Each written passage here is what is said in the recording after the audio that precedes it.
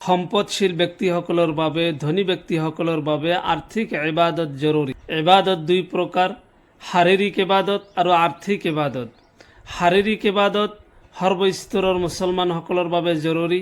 আৰ্থিক ইবাদত সম্পদশীল বা চাহিব নিচাবসকলৰ বাবেহে জৰুৰী। আপুনি যদি চাহিব নিচাব, আপোনাক যদি আল্লাহ তাআলা সম্পদ দিছে, আপুনি কুৰবানী কৰিবলৈ বাধ্য। কোনো ধৰণৰ তাল বাহানা কৰি আপুনি কুৰবানীৰ পৰা আঁতৰি থাকিব নোৱাৰে। চাহিব নিচাব বা সম্পদশীল হোৱাৰ পিছতো যদি আপুনি কুৰবানী নকৰে, নবী করিম সাল্লাল্লাহু আলাইহি ওয়াসাল্লামে আপোনাক এক প্ৰকাৰ ধমকি দিছে যে নাই, তোমাৰ বাবে কোনো খুশি নাই, তুমি ঈদগাহলৈ নাহিবা।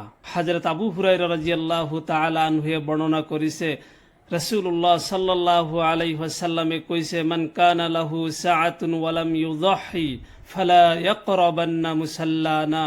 যিসকলৰ শক্তি সামৰ্থ্য আছে, সম্পদশীল ব্যক্তি, চাহেবে নিচাব, কিন্তু কুৰবানী নকৰে, তেওঁ যেন মোৰ ঈদগাহৰ ওচৰলৈ নাহে। সেয়ে যিসকলক আল্লাহ তাআলা সম্পদ দিছে, আমি অৱশ্যই চেষ্টা কৰিম কুৰবানী কৰিবলৈ। আপুনি কুৰবানী 3 দিন কৰিব পাৰে। 10 তাৰিখ, 11 তাৰিখ, 12 তাৰিখ মাগৰিবলৈকে আপুনি কুৰবানী কৰিব পাৰিব।